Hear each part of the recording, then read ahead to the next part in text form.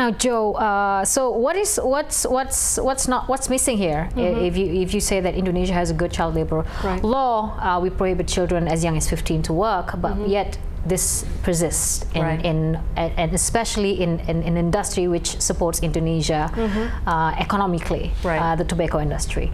So what do you think is missing here? Implementation? There are three things that the Indonesian government can do. One is specify that the work that is hazardous for children and should be prohibited before age 18 includes work with tobacco and direct contact with tobacco plants because the risk of nicotine exposure. So to be explicit about that would be the first thing. The second thing is better enforcement of existing laws. Indonesia only has 2,000 labor inspectors for the entire country. And we were informed that those inspectors do not monitor small family farms where the tobacco is being produced. So better enforcement is the second thing. And then the third thing is that when we talked with families and children, it was clear that many of them really had not been informed about the dangers of nicotine exposure or toxic pesticides. So education is key as well. Exactly. So we've been recommending a massive public education campaign in the provinces where tobacco is produced so that tobacco growing families understand that children's health is at risk when they work with tobacco. Are these the recommendations that you've handed out to the government, to Jokowi's administration?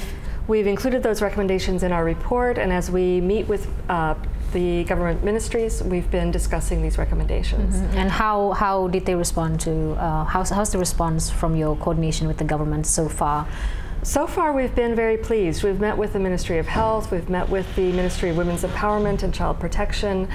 We will be meeting with the Ministry of Manpower. They acknowledge that this is a problem. They see it as an issue and want to do more. And so we're optimistic that they'll take good steps. So the key is in implementation and also, like you said, specify what are the exact content that is harmful to children. We'll just wander off just a little bit. You've heard about rampant sex crimes and violence against children and women in the country. How are your views in the way that the government is handling this? I really haven't done any research. I'm not well informed enough to comment on that. Okay, that's all right. Now, what about the law on child protection, protection against women and children that is intended to increase or heighten the severity of punishment for offenders, including the castration, chemical castration law as well. Ministry of Social Affairs is very much, she's punching through left and right to get that bill to be approved. Do you have any view on that? Well, we certainly support... Because it concerns human rights. We certainly support legislative efforts to protect children and to hold perpetrators accountable. I haven't read the draft law, so I can't comment in any detail about its provisions. All right.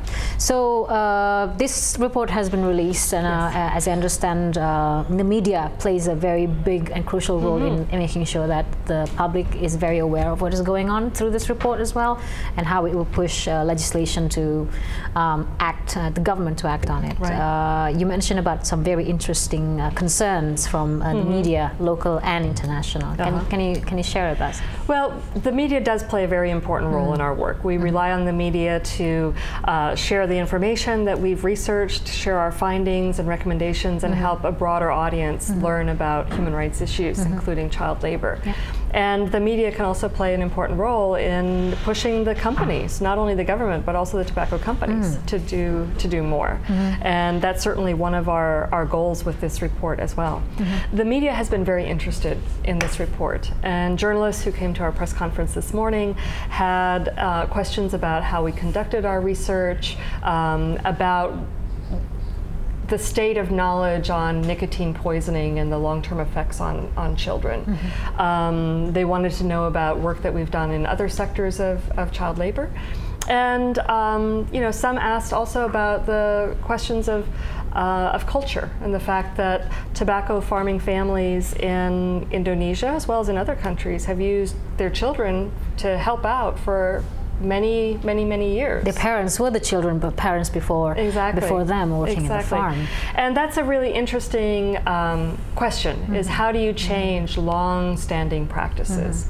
But one of the things that we were very encouraged by is that, you know, almost all of the children that we interviewed, they're going to school. And they're still in school. They're still in school. Yeah. They're working in the tobacco fields before school, after school, during their days off, during school breaks. You know, decades ago, these children may not have been going to school. Yeah. And they may have been working in the fields all of the time. So we've seen, you know, changes there. The other factor is that we know a lot more now about the dangers of nicotine and toxic pesticides than we did even 10 or 20 years ago. So for example, even the pesticides, we talked to a lot of children who had helped mix pesticides or spray them in the fields or had been exposed to pesticide drift while they were working close to adults. And the research shows that pesticide exposure for children can be really damaging to their reproductive system. Long-term effects. Yeah, long-term effects. It can cause cancer.